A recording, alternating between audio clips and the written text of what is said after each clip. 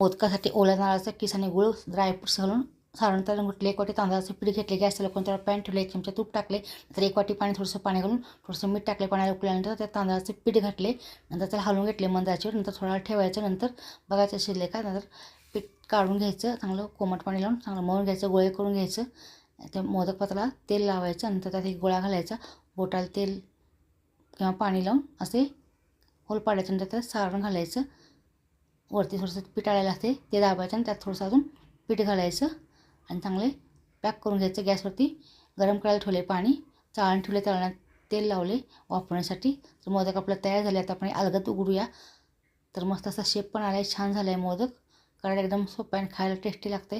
अशा पद्धतीने मी सगळे मोदक तयार करून घेतलेत तांदळाच्या पिठाचे.